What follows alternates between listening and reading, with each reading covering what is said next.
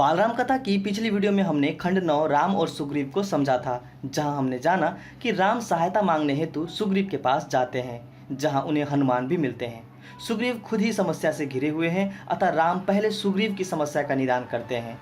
बाली का वध करने के बाद सुग्रीव का राज्याभिषेक किया जाता है।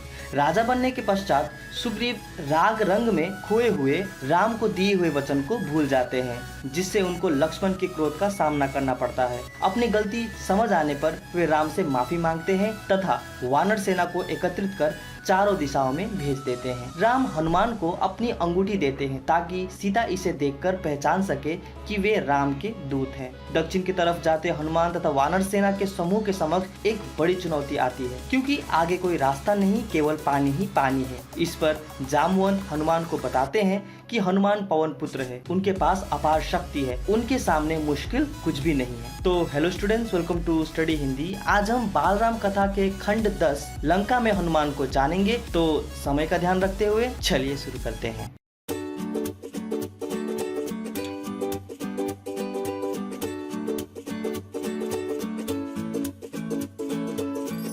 जब जामवंत ने हनुमान को उनकी शक्ति याद दिलाई तथा यह कहा कि सीता की खोज केवल आप ही कर सकते हैं, तब हनुमान उठे और धरती को प्रणाम करके एक ही छलांग में महेंद्र पर्वत पर पहुंच गए। हनुमान की छलांग से पर्वत दरक गया, वृक्ष कांपने लगे, पशु पक्षी चित्कार करने लगे, चट्टानें आग के गोले की तरह दहक उठी। हनुमान इन सब बातों से बेखबर वायु गति से आगे बढ़ते गए। मार्ग में उन्होंने दिशा बदली, वे जहां से गुजरते उधर सब कुछ अस्थिर हो जाता। समुद्र के अंदर एक मैनाक पर्वत था। मैनाक चाहता था कि हनुमान कुछ पल यहाँ विश्राम कर ले, लेकिन हनुमान राम के कार्य में लीन थे। रास्ते में उन्हें सुरसा राक्षसी मिली, उसका शरीर विराट था। वह हनुमान को खा जाना चाहती थी, किंतु हनुमान उसके मुंह में घुसकर बाहर निकल गए। आगे सिंहिका राक्षसी मिली, उसने जल में हनुमान की परछाई पकड़ी थी। क्रोधित होकर हनुमान ने उसे भी मार दिया। अब लंका दूर नहीं थी। लंका नगरी देखने के लिए हनुमान एक पहाड़ी पर चढ़ गए। लंका सोने की सुंदर नगरी थी। उन्होंने ऐसा नगर पहले कभी नहीं देखा था। सीता की खोज करने के लिए उन्होंने लंका को करीब से देखा। उन्हें सीता का पता लगाना था। इतने विराट नगर में सीता का पता लगाना कठिन काम था। हनुमान ने शाम होने पर लंका में प्रवेश किया।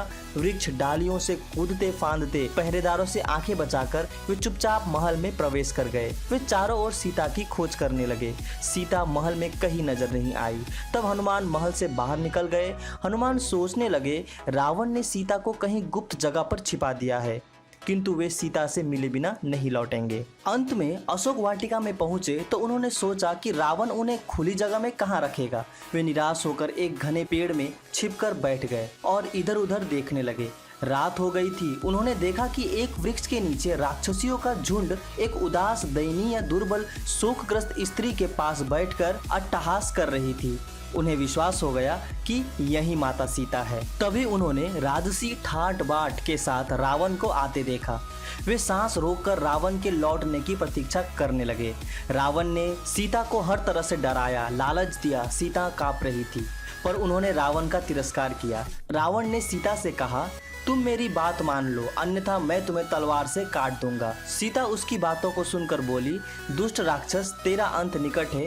तू मुझे राम के पास पहुंचा दे, अन्यथा तेरा सर्वनाश हो जाएगा। रावण क्रोध से पैर पटकता हुआ चला गया। तब राक्षसियां सीता को घेरकर डराने धमकाने लगी। उन राक्षसियों में से एक त्रिजटा नामक राक्षसी थी। उसने बताया कि उसने एक बुरा सपना देखा है कि पूरी लंका समुद्र में डूब गई है। सीता यह सुनकर विलाप करने लगी। देर रात तक सभी राक्षसियां चली गई। अशोक वाटिका में अकेली सीता रह गई। हनुमान पेड़ से नीचे उतरना नहीं चाहते थे। पेड़ पर बैठे बैठे राम कथा शुरू कर दी। राम का गुणगान सुनकर सीता चौंक उठी। उन्होंने ऊपर देखा और पूछा, तुम कौन हो? हनुमान नीचे उतरे, सीता को प्रणाम करके राम की अंगूठी उन्हें दी और बोले, हे माता, मैं राम का दास हूँ, उन्होंने मुझे यहाँ भेजा है।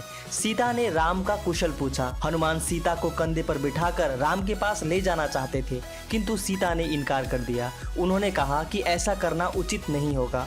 हनुमान ने सीता से विदा ली। चलते समय सीता ने अपना एक आभूषण चूड़ामणि हनुमान को दिया। चलते समय उन्होंने रावण का उपवन तहस नहस कर दिया। विरोध करने वाले सभी राक्षसों को मार डाला।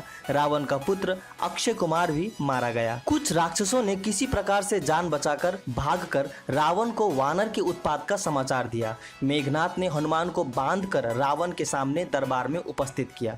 रावण ने जब हनुमान से उसका परिचय पूछा तो उसने बताया कि वह श्री राम का दास हनुमान है और सीता की खोज में आया था। रावण हनुमान को मारना चाहता था, परंतु विभीषण के कहने पर कि दूत का वध अनुचित है, उसने हनुमान की पूंछ में आग लगाने की आज्ञा दी। हनुमान ने उछल कूद करते हुए सारी लंका में आग लगा दी। चारों ओर हाहाकार मच गया। सीता सकुशल पेड़ के नीचे बैठी हुई थी। हनुमान ने सीता को सकुशल देखा और प्रणाम करके राम के पास जाने लगे। दूसरे किनारे पर सभी हनुमान की प्रतीक्षा कर रहे थे। हनुमान ने बारी बारी से लंका की एक एक बात सबको बताई। सभी वानर खुशी से कूदते हुए किष्किंधा पहुंच गए। हनुमान ने सीता का आभूषण राम को दिया। उनकी आंखों में आंसू आ गए। भाव विह्वल होकर राम ने हनुमान को गले लगा लिया।